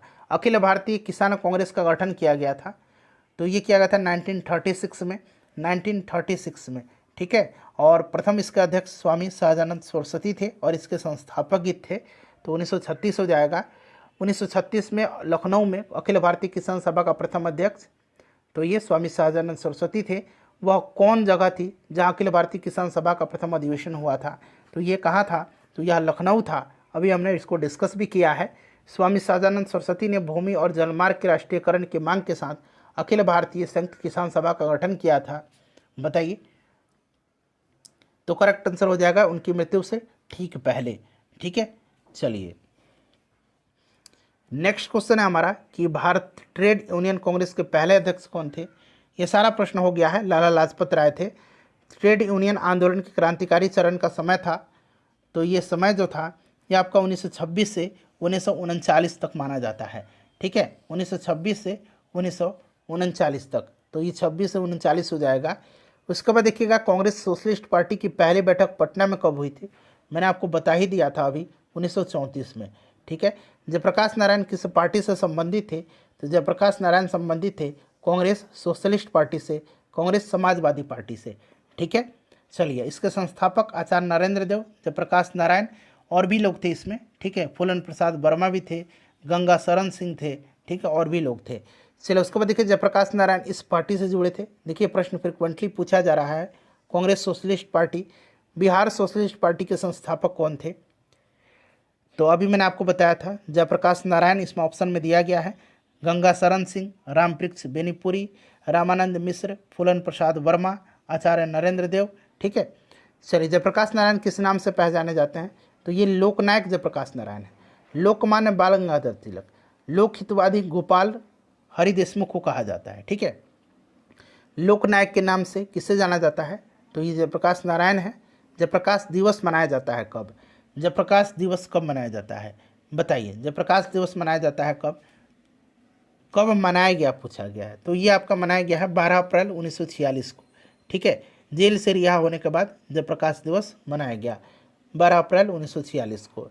1938 में भारतीय राष्ट्रीय कांग्रेस के अध्यक्ष निर्वाचित हुए थे, 1938 में और 1939 में। ठीक है, 1938 में जो हरिपुरा अधिवेशन हुआ था सुभाष चंद्र बोस थे, और 1939 में भी त्रिपुरी अधिवेशन में भी इन्होंने पट्टाभी सीतारामैया को हराया था। तो सुभाष चंद्र बोस हो जाएगा। प्रांतीय सरकारों का गठन निम्नलिखित में से किस अधिनियम के तहत किया गया? तो ये आपको याद होगा 1935 का अधिनियम था। ठीक है, तो option number A right answer हो जाएगा इसका। अगला प्रश्न है कि इंपीरियल कैडेट कॉर्प्स की स्थापना किसने किया था? इंपीरियल कैडेट कॉर्प्स की स्थापना लॉर्ड कर्जन ने 1901 में किया था। लॉर्ड कर्जन ने किया था कब? तो 1901 में। इसे भी आप ध्यान रखिएगा।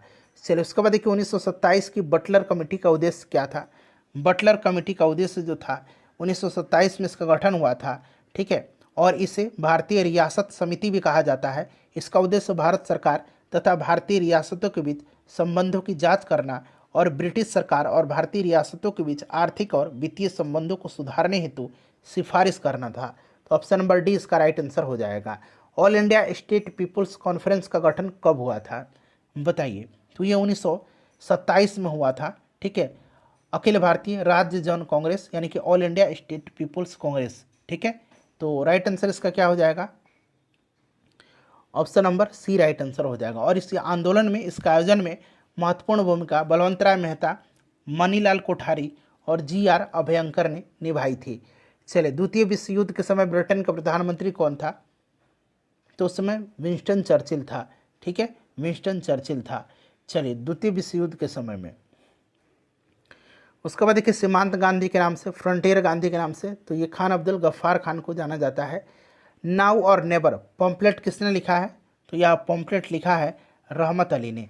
ठीक है, नाउ और नेबर यानी कि अभी नहीं तो कभी नहीं। ठीक है, तो ऑप्शन नंबर यहाँ पर सी राइट आंसर हो जाएगा, रहमत अली ने। चलिए, और पाकिस्तान नाम का इन्होंने ही जो है सबसे पहले पाकिस्तान नाम दिया था। चलिए नेक्स्ट क्वेश्चन करेंगे कि पाकिस्तान से अलग राज्य आंदोलन का नेतृत्व किसने किया था? तो ये मोहम्मद अली जिन्ना ने किया था। मोहम्मद अली जिन्ना ने किया था। ठीक है, मुस्लिम लीग द्वारा पाकिस्तान की स्थापना की मांग करने वाला प्रस्ताव कब पारित किया गया था? वर्ष पूछा गया है। तो यह पारित किया गया था 1940 में। मुस्लिम लीग के लाहौर अधिवेशन में प्रसिद्ध पाकिस्तान प्रस्ताव पारित किया गया था 1940 में। क्वेश्चन नंबर 427 देखिए। चलिए देखिए क्वेश्चन नंबर 427 कि महात्मा गांधी द्वारा 1940 में प्रारंभ किए गए व्यक्तिगत सत्याग्रह के तीसरे सत्याग्रही। देखिए तीसरे सत्याग्रही मैंने बताया था ब्रह्मदत्त, पहले विनोबा भावे, दूसरे जवाहरलाल नेहरू और तीसरे ब्रह्मदत्त थे। ठीक है, चलिए उसके बाद देखिए व्यक्तिगत सत्याग्रह किसने आरंभ किया था? तो यहाँ पर देखिए विनोबा भावे का नाम दिया गया था और पहला ही प्रश्न मैंने आपको बताया भी था। चलिए नेक्स्ट क्वेश्चन है हमारे व्यक्तिगत सत्याग्रह के प्रथम सत्याग्रही कौन थे? तो विनोबा भावे थे। नेक्स्ट क्वेश्चन है कि किसी भी सरकार के नहीं और अंग्रेजों को भी नहीं जीतना, इस पठान ने काफ़ी बुद्धिमत्ता का परिचय दिया है। शेरशाह सूरी के बारे में यह शब्द किसने कहा था? तो यह शब्द कहा था H.G. किन ने। CDPO में पूछा गया था, H.G. किन ने। ठीक है, चलो उसके बाद देखिएगा कि ब्रिटिश का भर्ती सार्जेंट की उपाधि प्रथम विश्व युद्ध के दौरान सरकार को अपना सहयोग देने के कारण किसने प्राप्त किया था? तो ये गांधी जी को कहा जाता है, महात्मा गांधी राइट आंसर हो जाएगा। पुस्तक इंडिया डिवाइडेड किसने लिखा है? इंडिया डिवाइडेड को लिखा है राजेंद्र प्रसाद ने।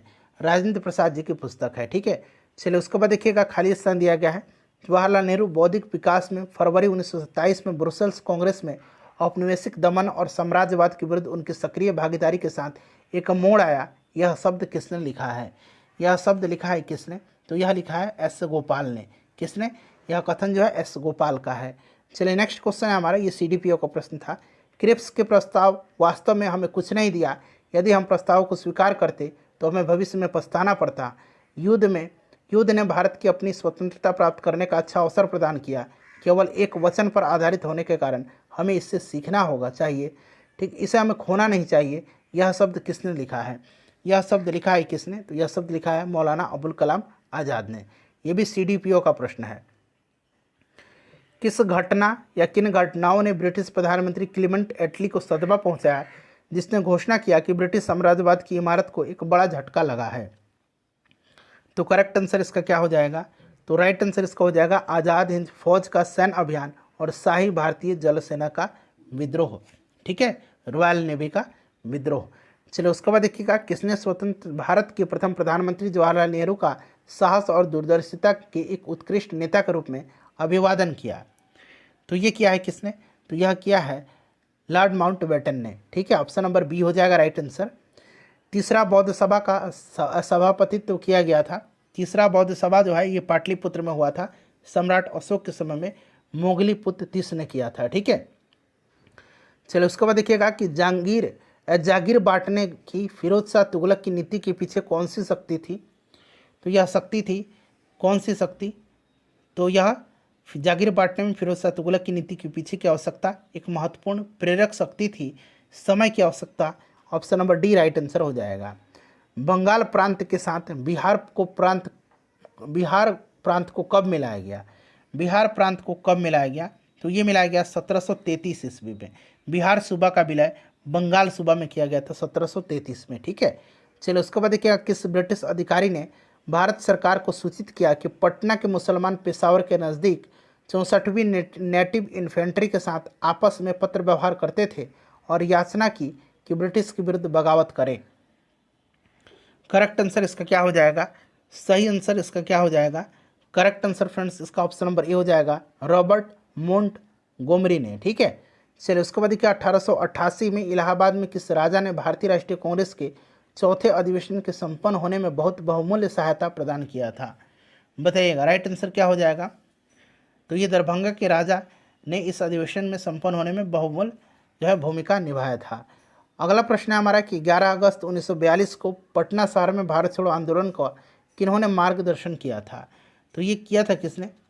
तो नगर के अधीनस्थ नागरिकों ने, ठीक है, नगर के अधीनस्थ नागरिकों ने। चलिए उसके बाद सर्वोदय शब्द का प्रयोग सर्वप्रथम किसने किया था? तो महात्मा गांधी ने किया था सर्वोदय का प्रयोग। चलिए किसकी दृष्टि में क्रिप्स प्रस्ताव एक टूटे हुए बैंक के नाम पर एक उत्तर दिनांकित चेक है, यानी कि पोस्ट डेटेड चेक अपॉन ए क्रैशिंग बैंक? तो यह जो है यह किसका है? तो ये जवाहरलाल नेहरू का। ऑप्शन नंबर बी हो जाएगा इसका राइट आंसर, ठीक है। उसके बाद देखिए, भारत छोड़ो आंदोलन का नेतृत्व किसने किया था? बताइए। तो यहाँ पर देखिए इनमें से कोई नहीं हो जाएगा, क्योंकि जितने भी महत्वपूर्ण नेता थे ये सब जेल चले गए थे, सब गिरफ्तार कर लिए गए थे, ठीक है।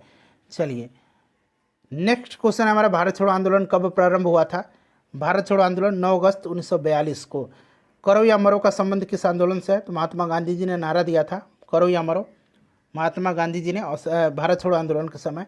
6 जुलाई 1942 को वर्धा में महात्मा गांधी जी ने कांग्रेस की कार्यकारिणी समिति में अपने भारत छोड़ो आंदोलन की चर्चा की, तब उस समिति के अध्यक्ष कौन थे? उस समिति के अध्यक्ष कौन थे? जिसके अध्यक्ष मौलाना अबुल कलाम आज़ाद जी थे, ठीक है। चलिए अगला प्रश्न है हमारा कि भारत छोड़ो आंदोलन के समय इंग्लैंड के प्रधानमंत्री कौन थे? इंपॉर्टेंट क्वेश्चन है, बताइएगा राइट आंसर क्या हो जाएगा? तो विंस्टन चर्चिल थे। चलिए उसके बाद नेक्स्ट क्वेश्चन है कि भारत छोड़ो प्रस्ताव पारित होने के बाद गांधी जी को कैद कर लिया गया था, तो इनको आगा खां पैलेस में रखा गया था। भारत छोड़ो आंदोलन के दौरान खुफिया रेडियो किसने प्रारंभ किया था? खुफिया रेडियो प्रारंभ किया था उषा मेहता ने। उषा मेहता, ठीक है, इन्होंने ही संचालन करने वाली जो समूह थी इनकी सदस्य बनी थी, ठीक है, उषा मेहता। चलिए अगला प्रश्न है हमारा कि भारत छोड़ो आंदोलन से उत्पन्न दंगे किस क्षेत्र में सबसे अधिक व्यापक रहे थे? सबसे अधिक व्यापक जो रहे थे ये बिहार में रहे थे और संयुक्त प्रांत में रहे थे, इसलिए ऑप्शन नंबर डी हो जाएगा 1 और 4। देखिए डॉक्टर राजेंद्र प्रसाद को 9 अगस्त 1942 को गिरफ्तार करके कहाँ भेजा गया था? यानी कि भारत छोड़ो आंदोलन के समय इनको भेजा गया था बांकीपुर जेल में, ठीक है, और जयप्रकाश नारायण को हजारीबाग जेल में। 7 दिसंबर 1942 को योगेंद्र शुक्ल कहाँ लाए गए थे? योगेंद्र शुक्ल जयप्रकाश नारायण के साथ ही 9 नवंबर 1942 को हजारीबाग जेल से भागे थे, किंतु मुजफ्फरपुर में गिरफ्तार कर लिया गया था और इनको बक्सर जेल लाए गए थे, ये बक्सर जेल में, ठीक है, यहाँ पर बक्सर नहीं दिया गया है। चलिए 1942 ईस्वी में किस त्यौहार के अवसर पर जयप्रकाश नारायण हजारीबाग जेल से भागे थे। देखिए 67वीं बीपीएससी री एग्जाम 2022 में पूछा गया है। तो ये दीपावली की रात थी, दीपावली की रात थी, ठीक है, दीपावली राइट आंसर हो जाएगा। भारत छोड़ो आंदोलन के दौरान इनमें से कौन हजारीबाग जेल से फरार हुए थे। तो हजारीबाग जेल से फरार कौन हुए थे, जयप्रकाश नारायण हुए थे। कौन थे, जयप्रकाश नारायण हुए थे। 9 अगस्त 1942 को जिन दो नेताओं का, देखिए बिहार का इतिहास मैं एक अलग वीडियो में आपको कवर करवा दूंगा। जितना भी मॉडर्न बिहार का हिस्ट्री है, मॉडर्न बिहार हिस्ट्री मैंने आधुनिक बिहार का इतिहास, जिसमें भारतीय स्वतंत्रता संग्राम में बिहार का योगदान है, उसको मैं कवर करवा दूंगा, ठीक है। चलिए बताइएगा 9 अगस्त 1942 को जिन दो नेताओं को गिरफ्तार किया गया था वे कौन थे। तो राइट आंसर इसका क्या हो जाएगा, ये थे आपका शिव कुमार और रामानंद, ठीक है। चलिए हजारीबाग से इनको गिरफ्तार किया गया था। महात्मा गांधी तथा उनके सहयोगियों की 1942 में हुई धरपकड़ में से बिहार में बहुत दंगे हुए। इसमें रेल सेवा पूर्ण रूप से ठप हो गई। इसमें अधिकतम प्रभावित जिला कौन सा था। तो यह जिला जो प्रभावित था ये पटना रहा था। चलिए जयप्रकाश नारायण को राष्ट्रीय स्तर के नेता की पहचान, तो मैंने आपको बताया ही था, भारत छोड़ो आंदोलन के समय में मिली थी, ठीक है, 1942 में। उसके बाद देखिए आज़ाद दस्ता बिहार के किस आंदोलन के दौरान सक्रिय रहा था। आज़ाद दस्ता बताइए।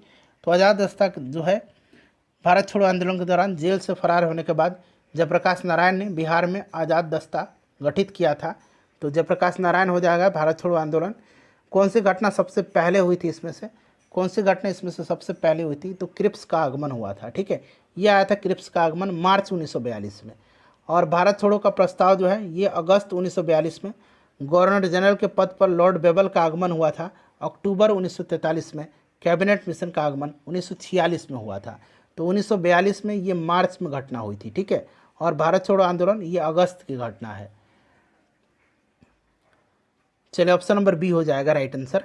नेक्स्ट क्वेश्चन हमारे नीचे दिए गए वक्तव्य दिए गए हैं, कथन है और यहाँ पर कारण है। राष्ट्रीय स्वयंसेवक संघ 1942 में भारत छोड़ो आंदोलन से पृथक रहा और कारण है इसका विचार था कि इस आंदोलन से भारत की स्वतंत्रता में देरी होगी।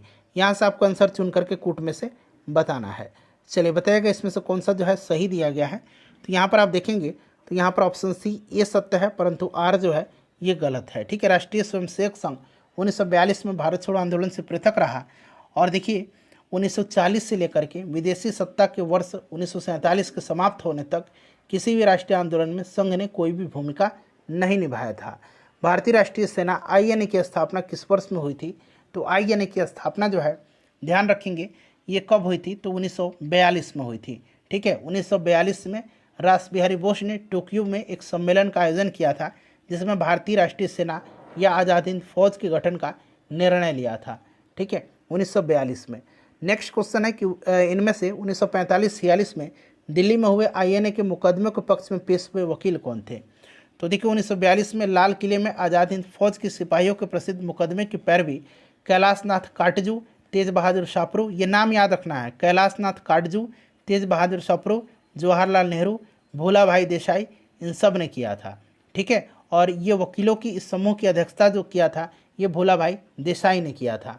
भोला भाई देसाई राइट आंसर हो जाएगा। आज़ाद हिंद सरकार के निर्माण की घोषणा की गई थी। आज़ाद हिंद सरकार के निर्माण की घोषणा यह किया गया था 21 अक्टूबर 1943 को, ठीक है, 1943 को। Option number C right answer हो जाएगा। 1943 में आज़ाद हिंद फौज अस्तित्व में आई थी। तो ये सिंगापुर में, कहाँ पर, सिंगापुर में, याद रखिएगा। आईएनए किसके दिमाग की उपज थी और किसने इसका स्थापना किया था। तो आईएनए सुवहन सिंह की, ठीक है, ये दिमाग की उपज थी और इसकी स्थापना किसने किया था बताइए। राइट आंसर क्या हो जाएगा। ऑप्शन नंबर बी हो जाएगा, मोहन सिंह ने, ठीक है, लेकिन ये असफल हुआ था। चलिए उसके बाद देखिए फॉरवर्ड ब्लॉक की स्थापना किसने किया था। फॉरवर्ड ब्लॉक की स्थापना सुभाष चंद्र बोस जी ने किया था। Option number A right answer हो जाएगा, सुभाष चंद्र बोस जी ने किया था, ठीक है। फॉरवर्ड ब्लॉक किसके द्वारा स्थापित किया गया था, फिर से प्रश्न पूछा गया है। सुभाष चंद्र बोस। सुभाष चंद्र बोस के नाम के पहले सम्मान सूचक नेताजी किस देश में जोड़ा गया। तो नेताजी जोड़ा गया जर्मनी में, ठीक है, नेताजी जर्मनी में जोड़ा गया था और जर्मनी में यह जोड़ा गया था, ठीक है। तो जर्मनी राइट आंसर हो जाएगा। सच्चिदानंद सिन्हा किसके साथ जुड़े हुए थे। सच्चिदानंद सिन्हा जुड़े हुए थे, तो ये जुड़े हुए थे इनमें से किसी के भी साथ नहीं, ठीक है। तो ऑप्शन नंबर इसका डी राइट आंसर हो जाएगा, किसी भी साथ इनका संबंध नहीं था। चलिए उसके बाद देखिएगा कि अखिल भारतीय फॉरवर्ड ब्लॉक की स्थापना के लिए सुभाष चंद्र बोस से कौन जुड़े और आईएनए आंदोलन के साथ भी जुड़े रहे। तो ये कौन थे, तो ये थे सीलभद्र याजी। नाम याद रखिएगा, सीलभद्र याजी। सुभाष चंद्र बोस ने निकोबार द्वीप का नाम जो है नया नाम क्या कर दिया था, तो फ्रेंड्स इन्होंने नया नाम कर दिया था स्वराज द्वीप। ठीक है, स्वराज द्वीप कर दिया था। और अंडमान द्वीप का नाम शहीद द्वीप कर दिया था। अंडमान द्वीप का नाम शहीद द्वीप, निकोबार का स्वराज कर दिया था। चलिए उसके बाद देखिए मिलान करना है। यहाँ पर देखिए बारदोली, बताइए तो ये आपका हो जाएगा बारदोली कहाँ पर, तो ये गुजरात, चौरी चौरा उत्तर प्रदेश, यरवड़ा कहाँ पर है, तो यरवड़ा हो जाएगा आपका महाराष्ट्र, और नोआखाली पश्चिम बंगाल। ठीक है, तो ये मिला लीजिए आप लोग। अब ऑप्शन नंबर यहाँ पर सी इसका राइट आंसर हो जाएगा। चलिए कैबिनेट मिशन भारत आया था, तो कैबिनेट मिशन आया था कब, 1946 में। ठीक है, पैंथिक लॉरेंस थे इसके अध्यक्ष, और 2 सदस्य थे स्टेफोर्ड क्रिप्स और AB अलेक्जेंडर। ठीक है, तो इनमें से कोई नहीं राइट आंसर हो जाएगा। कैबिनेट मिशन की अध्यक्षता किसके द्वारा किया गया था, तो अभी मैंने आपको बताया था Pethick Lawrence, sir P Lawrence के द्वारा। नेक्स्ट क्वेश्चन है कि इनमें से कौन 1946 में भारत भेजे गए कैबिनेट मिशन का सदस्य नहीं था, तो इसमें से रैमजे मैकडोनाल्ड नहीं था, बाकी ये तीनों थे। नेक्स्ट क्वेश्चन हमारा कि इनमें से कौन कैबिनेट मिशन का सदस्य नहीं था। देखिए प्रश्न कितना बार रिपीट हुआ है, बेबल नहीं था इसमें। चलिए वो कौन सा कांग्रेस अध्यक्ष था जिसने क्रिप्स मिशन और लॉर्ड बेबल दोनों से वार्ताएं की, तो ये कौन थे, तो फ्रेंड्स यह कौन थे, बताएंगे राइट आंसर क्या होगा, तो ये मौलाना अबुल कलाम आज़ाद साहब थे। अंग्रेजों के द्वारा भारतीयों को 1947 में सत्ता हस्तांतरित किए जाने के समय कांग्रेस अध्यक्ष कौन था, तो उस समय अध्यक्ष कौन थे कांग्रेस के, तो ये JB कृपलानी थे। ठीक है, उसके बाद एक स्वतंत्रता के समय पूछा जाता है JB कृपलानी। भारत के विभाजन के समय भारतीय राष्ट्रीय कांग्रेस का अध्यक्ष कौन था, तो देखिए प्रश्न फिर से रिपीट हुआ है, JB कृपलानी थे। अगला प्रश्न है कि 1947 में भारतीय राष्ट्रीय कांग्रेस के दिल्ली अधिवेशन की अध्यक्षता किसने किया था, तो ये किया था डॉक्टर राजेंद्र प्रसाद ने। याद रखिएगा, ये बड़ा महत्वपूर्ण है। इलाहाबाद में संपन्न भारतीय राष्ट्रीय कांग्रेस का, देखिए इलाहाबाद में संपन्न कांग्रेस कार्यकारिणी समिति की बैठक निम्नलिखित सदस्यों में से एक सदस्य भारत में नाजीवाद, फांसीवाद तथा साम्राज्यवाद विरोधी निश्चित रूप के कारण जापान के विरुद्ध गोरिल्ला युद्ध की अपनी योजना के पक्ष में बहुमत जुटाने में सक्षम हुए थे, वे कौन थे, वे कौन थे, तो फ्रेंड्स यह थे जवाहरलाल नेहरू। ठीक है, चलिए उसके बाद नेक्स्ट क्वेश्चन है हमारा कि नागरिक सेवाओं के लिए प्रतियोगी परीक्षा प्रणाली को सिद्धांततः स्वीकार किया गया, तो कब किया गया था, तो 1853 के चार्टर एक्ट में यह व्यवस्था की गई कि नियंत्रण बोर्ड और उसके अन्य पदाधिकारियों के वेतन सरकार निश्चित करेगी, परंतु धन कंपनी देगी। ठीक है, डायरेक्टर की संख्या 24 से घटा करके 18 कर दी गई, और उसमें 6 क्राउन द्वारा मनोनीत किए जाने थे। ठीक है, और नियुक्तियां अब प्रतियोगी परीक्षाओं के द्वारा की जानी थी, जिसमें किसी भी प्रकार का भेदभाव नहीं किया जाएगा। अगला प्रश्न है हमारा कि निम्नलिखित में से किस अधिनियम के तहत लॉर्ड कॉर्नवालिस को अपनी काउंसिल के फैसलों को रद्द करने का अधिकार मिला था। अच्छा प्रश्न है, तो यह 1786 का एक्ट था। ठीक है, 1786 का। भारत सरकार अधिनियम 1935 ने समाप्त कर दिया है, तो ये क्या समाप्त कर दिया, तो ये समाप्त कर दिया था प्रांतीय द्वैध शासन व्यवस्था को। ठीक है, प्रांतीय द्वैध शासन व्यवस्था को समाप्त करके प्रांतीय स्वायत्तता लागू की गई थी। ठीक है, चलिए अगला प्रश्न है कि यहाँ पर मिलान करना है, एक तरफ पुस्तक है और दूसरी तरफ उनके लेखक का नाम दिया गया है। चलिए आइए मिलाते हैं। History of the freedom movement of India, ये ताराचंद की है। किसकी है, ताराचंद की। दूसरा देखिए history of the freedom movement in Bihar, यह है के दत्ता की। ठीक है, के दत्ता की। आनंद मठ किसकी है, तो आनंद मठ जो है ये आपका हो जाएगा बंकिम चंद्र चटर्जी। देखिए नीचे बंकिम चंद्र चटर्जी यहाँ पर दिया गया, मैं आपको दिखा दूंगा। ठीक है, उसके बाद देखिए प्रिसेप्ट्स ऑफ जीसस, यह रचना किसकी है, तो यह रचना है आपकी राजा राममोहन राय की। ये याद रखिएगा, इंपॉर्टेंट है। ठीक है, अवर इंडियन मुसलमान, यह रचना किसकी है, तो यह रचना है W हंटर की। ठीक है, तो यहाँ पर मैं आपको दिखा देता हूँ। ठीक है, देखिए बंकिम चंद्र चटर्जी दिया गया है, तो यहाँ से ऑप्शन नंबर इसका सी राइट आंसर हो जाएगा। नेक्स्ट क्वेश्चन है, अमेरिका में फ्री हिंदुस्तान अखबार किसने शुरू किया था, अमेरिका में शुरू किया था तारकनाथ दास ने। ठीक है, फ्री हिंदुस्तान अखबार तारकनाथ दास ने इसको शुरू किया था। ठीक है, तो option number D right answer हो जाएगा। इंडियन अनरेस्ट के लेखक कौन है, इंडियन अनरेस्ट को लिखा है किसने, तो वैलेंटाइन सिरोल ने लिखा है। ठीक है, चलिए उपन्यास दुर्गेश नंदिनी के लेखक दुर्गेश नंदिनी को लिखा है बंकिम चंद्र चटर्जी ने। आनंद मठ इन्हीं की रचना है। ठीक है, याद रखेंगे। उसके बाद देखिए निम्नलिखित में से किस अखबार का प्रकाशन पटना से होता था, पटना से होता था, तो ये अखबार था इंडियन नेशन। 1931 में दरभंगा के महाराज कामेश्वर सिंह ने द इंडियन नेशन का प्रकाशन शुरू किया था, इंडियन नेशन का। झंडा गीत किसने लिखा है? झंडा गीत को लिखा है किसने? श्यामलाल गुप्ता पार्षद ने, ठीक है। 1908 में बाल गंगाधर तिलक को जेल हुई थी, कितने साल के लिए? तो इनको 6 वर्ष की सज़ा हुई थी, ठीक है, 6 वर्ष की सज़ा सुनाया गया था। उसके बाद के प्रथम भारतीय जिन्होंने स्वाधीन भारत में गवर्नर जनरल का पदभार ग्रहण किया था, तो ये कौन थे? तो ये सी राजगोपालाचारी थे, ठीक है। कौन से प्रसिद्ध भारतीय गुरुदेव के नाम से जाने जाते थे? तो गुरुदेव कहा जाता था रविंद्रनाथ टैगोर को, ठीक है, रविंद्रनाथ टैगोर को गुरुदेव के नाम से ये जाने जाते थे। चलिए अगला प्रश्न है कि जय जवान जय किसान का नारा किसने दिया था? तो ये नारा दिया था लाल बहादुर शास्त्री जी ने। अगला प्रश्न हमारा कि किसके द्वारा मंदिरों में प्रवेश के अधिकार के मांग की प्रस्तुति के कारण 1899 में तिरुनेलवेली में भयंकर दंगे हुए थे? तो ये दंगा हुआ था, बताइए। तो राइट आंसर इसमें महार हो जाएगा, ठीक है। तो राइट आंसर यहाँ पर महार हो जाएगा। चलिए तो ऑप्शन नंबर नडार और महार, ठीक है, दोनों ध्यान रखेंगे। तो इसमें नडार नहीं दिया गया है, इसमें नडार नहीं दिया गया, इसमें महार दिया गया है। चलिए उसके बाद देखिएगा कि भारतीय राजनीति में 1947 के बाद किस महिला ने सर्वाधिक योगदान दिया था? तो ये अरुणा असफ अली थी। कौन थी? अरुणा असफ अली थी, याद रखिएगा। चलिए नेक्स्ट क्वेश्चन हमारा कि अंतरिम सरकार में वित्त मंत्री कौन थे? अंतरिम सरकार में वित्त मंत्री लियाकत अली थे, लियाकत अली थे अंतरिम सरकार में वित्त मंत्री, ठीक है। चलिए उसके बाद नेक्स्ट क्वेश्चन हमारा कि हम बहुत बड़ी भूल करेंगे यदि हम बिहार की जनता और उसके मंत्रिमंडल को लीग के नेताओं के हिंसक और असभ्य आक्रमणों के आगे आरक्षित छोड़ देंगे। वर्ष 1946 में यह बात किसने कहा था? तो यह बात कहा था सरदार वल्लभ भाई पटेल ने, ठीक है। 1946 ईस्वी में बनी अंतरिम सरकार में डॉक्टर राजेंद्र प्रसाद के पास कौन सा विभाग था? तो ये खाद्य और कृषि मंत्री थे। नेक्स्ट हमारा क्वेश्चन है कि 1946 में गठित अंतरिम सरकार के मंत्रिमंडल में श्रम विभाग किससे सौंपा गया था? तो श्रम विभाग जो सौंपा गया था, ये सौंपा गया था बाबू जगजीवन राम को, ठीक है। चलिए अगस्त 1923 में बनारस हिंदू महासभा के अधिवेशन की अध्यक्षता किसने किया था?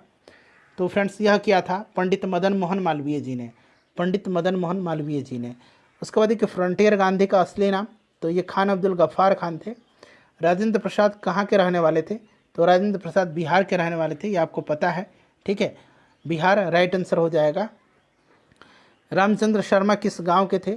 रामचंद्र शर्मा किस गांव के थे? रामचंद्र शर्मा जो थे यह अमहारा पटना के निवासी थे, ठीक है, अमहारा पटना के निवासी थे। बिहार में फॉरवर्ड ब्लॉक के ये प्रमुख नेता थे। जगत नारायण लाल को किस जेल में भेजा गया था? जगत नारायण लाल को किस जेल में भेजा गया था? तो याद रखेंगे इनको भेजा जाता बांकीपुर जेल में, ठीक है, बांकीपुर जेल में इनको भेजा गया था।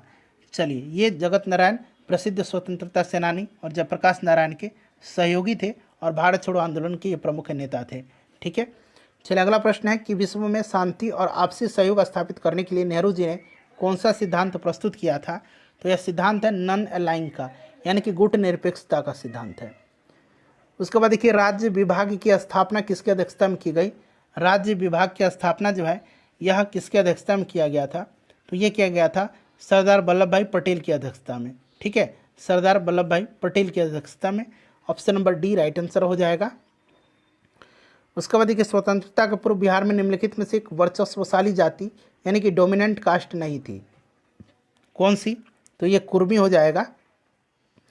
देवबंद के उस विद्वान का नाम बताइए जिन्होंने स्वतंत्रता आंदोलन में महत्वपूर्ण भूमिका निभाई थी। तो ये कौन थे? तो ये आपका अबुल कलाम आज़ाद साहब थे, ध्यान रखिएगा। इंडिया विंस फ्रीडम इनकी प्रसिद्ध कृति है, याद रखिएगा। चलिए स्वतंत्र भारत के पहले भारतीय गवर्नर जनरल कौन थे? स्वतंत्र भारत के सी राजगोपालाचारी थे। डॉक्टर राजेंद्र प्रसाद को संविधान सभा का सभापति 9 दिसंबर को हुआ था पहला बैठक, 9 दिसंबर 1946 को। इसमें सच्चिदानंद सिन्हा को अस्थायी अध्यक्ष चुना गया था और 11 दिसंबर को जो हुआ था 11 दिसंबर 1946 को, इनमें डॉक्टर राजेंद्र प्रसाद को अस्थायी अध्यक्ष चुना गया था, ठीक है। चलिए रेगुलेटिंग एक्ट कब पारित हुआ था? रेगुलेटिंग एक्ट 1700 कब पारित हुआ था बताइए? करेक्ट आंसर क्या हो जाएगा? किस साल पारित हुआ था? 73 में, ठीक है। चलिए उसके बाद नेक्स्ट क्वेश्चन हमारा कि ब्रिटिश शासन काल में संविधान के विकास में कौन सा कानून ऐतिहासिक नहीं था? तो इसमें से अगर बात करें तो protection of civil rights act 1955, ठीक है, बाकी ये सारे महत्वपूर्ण थे। नेक्स्ट क्वेश्चन हमारे कि भारत में मीडिया को नियंत्रित करने के लिए एक्ट कब पारित किया गया था? तो यह पारित कब किया गया था मीडिया को नियंत्रित करने के लिए? 1835, 67, 1878 और 1908 में। ठीक है, चलिए उसके बाद देखिएगा कि भारत की कम्युनिस्ट पार्टी और राष्ट्रीय स्वयंसेवक संघ की स्थापना के क्रमशः करीबी वर्ष पहचानना है। तो देखिए कम्युनिस्ट पार्टी की स्थापना हो जाएगा 1925 में और स्वयंसेवक संघ की स्थापना दोनों की 1925 ही है। ठीक है, आरएसएस की। देखिए कैथरीन मेओ, एडलस हकलसेल, चार्ल्स एंड्रयूज और विलियम डिग्बी के बीच आम रिश्ता क्या था? तो उन्होंने ब्रिटिश शासन के दौरान भारत की हालात पर टिप्पणियां लिखी हैं। चलिए अगला प्रश्न है हमारा कि भारत में अभिनव भारत नामक एक गुप्त संस्था अंग्रेजों का मुकाबला करने के लिए किसने संगठित किया था? तो ये विनायक दामोदर सावरकर थे। 1904 में इन्होंने अभिनव भारत की स्थापना हुई। दरअसल 1899 में मित्र मेला जो थी इसका नाम था और 1904 में इसका नाम परिवर्तित करके अभिनव भारत किया गया था। चलिए अगला प्रश्न है हमारा कि इनमें से किस काल में स्वदेशी आंदोलन का भारत में उत्थान हुआ था? तो ये हुआ था बंगाल के विभाजन के विरोध में। चलिए उसके बाद नेक्स्ट क्वेश्चन है कि भारत की आज़ादी के समय ब्रिटेन की निम्नलिखित राजनीतिक पार्टियों में से कौन सी पार्टी सत्ता में थी? उस समय क्लेमेंट एटली प्रधानमंत्री थे आज़ादी के समय, लेबर पार्टी की। ठीक है, चलिए नेक्स्ट क्वेश्चन है हमारा कि भारत से अंग्रेजों के कदम उखाड़ने के लिए रेड शर्ट्स आंदोलन किसने आरंभ किया था? लाल कुर्ती आंदोलन। तो मैंने बताया था खान अब्दुल गफ्फार खान ने। ठीक है, चलिए किसका नाम इसमें से 1857 के आंदोलन से जुड़ा हुआ है? तो ये नाम जुड़ा हुआ है किनका? तो याद रखेंगे तात्या टोपे का। ठीक है, तात्या टोपे, रामचंद्र पांडुरंग इनका ओरिजिनल नाम था। उसके बाद देखिए राउंड टेबल कॉन्फ्रेंस के समय इंग्लैंड का प्रधानमंत्री कौन था? तो गोलमेज सम्मेलन के समय रैमजे मैकडोनाल्ड था। ठीक है, चलो उसके बाद देखिए भारत की राजधानी कलकत्ता से दिल्ली कब बदली गई? तो 1911 में इसकी घोषणा हुई थी और 1912 में राजधानी बनी थी। चलिए नेक्स्ट क्वेश्चन है पिट्स इंडिया एक्ट ब्रिटिश संसद द्वारा कब पारित हुआ था? तो पिट्स इंडिया एक्ट पारित हुआ था 1784 में। ठीक है, 1784 में Pitt's India act. Vande Mataram Bankim Chandra Chatterjee के कौन से उपन्यास का भाग है जिसने लाखों भारतीयों को देशभक्ति के लिए प्रोत्साहित किया? तो यह आनंद मठ से है, बंकिम चंद्र चटर्जी की वंदे मातरम आनंद मठ से। निम्नलिखित व्यक्तियों में से किसने 1943 में सुभाष चंद्र बोस को सिंगापुर में आईएनए बनाने की सहायता किया था? तो ये सहायता किसने किया था? तो ये किया था मोहन सिंह ने। उसके बाद देखिए वर्ष 1905 में बंगाल विभाजन के समय भारत का वायसराय, तो ये लॉर्ड कर्जन था। नेक्स्ट है महात्मा गांधी ने दक्षिण अफ्रीका में वापसी पर इनमें से किस घटना के कारण उन्हें प्रसिद्धि मिली? तो 1917 का जो चंपारण सत्याग्रह था इसके कारण इनको प्रसिद्धि मिली थी। ठीक है, याद रखिएगा। चलिए 1923 में स्वराज पार्टी का गठन एक समूह के रूप में किया गया। इनमें से किस संगठन से हुआ था? तो ये आपको पता है, राइट आंसर इसका हो जाएगा कांग्रेस से। चित्तरंजन दास मोतीलाल नेहरू ने किया था। स्वामी दयानंद सरस्वती द्वारा आर्य समाज की स्थापना कब की गई थी? तो 1875 में किया गया था। ठीक है, वेदों की ओर लौटो का नारा दिया था इन्होंने। सत्यार्थ प्रकाश इनकी रचना है, याद रखेंगे। ठीक है, सत्यार्थ प्रकाश। नेक्स्ट क्वेश्चन है थियोसॉफिकल सोसाइटी की स्थापना किसने किया था? तो मैडम ब्लावत्स्की और कर्नल अलकाट ने किया था, याद रखिएगा। यहाँ पर देखिए ब्लावत्स्की दिया गया है। 1885 में भारतीय राष्ट्रीय कांग्रेस का प्रथम अधिवेशन किस स्थान पर हुआ था? तो ये बम्बई में हुआ था। 72 प्रतिनिधियों ने इसमें हिस्सा लिया था। WC बनर्जी ने इसकी अध्यक्षता किया था। 1857 की विद्रोह सर्वप्रथम प्रारंभ कहाँ पर हुआ था? तो ये सर्वप्रथम प्रारंभ हुआ था मेरठ से। ठीक है, 10 मई 1857 को। 10 मई 1857 को। कौन सी पुस्तक तिलक ने लिखी है इसमें से? तो ये गीता रहस्य है। ठीक है, गीता रहस्य तिलक के द्वारा लिखी गई है, याद रखिएगा। चलिए उसके बाद नेक्स्ट क्वेश्चन यहाँ पर देखिए गोखले माय पॉलिटिकल गुरु, ये गांधी जी की पुस्तक है। डिस्कवरी ऑफ इंडिया ये किसकी है? तो ये आपका discovery of India Pandit Jawaharlal Nehru की पुस्तक है। क्लियर। चलिए उसके बाद देखिए 8 अगस्त 1942 को भारतीय कांग्रेस में महत्वपूर्ण है। 8 अगस्त के दिन क्या हुआ था? 8 अगस्त के दिन तो राइट आंसर भारत छोड़ो प्रस्ताव के लिए। चलिए गांधी जी ने भारतीय राजनीति में प्रवेश किया था, तो ये चंपारण सत्याग्रह से, चंपारण आंदोलन से। चलिए आखिरी क्वेश्चन है 1947 में भारतीय राष्ट्रीय कांग्रेस के अध्यक्ष कौन थे? इसका आंसर आप कमेंट करके बता दीजिए। वीडियो को लाइक कर दीजिए। पूरा मॉडर्न हिस्ट्री कंप्लीट हो गया, इसको शेयर कर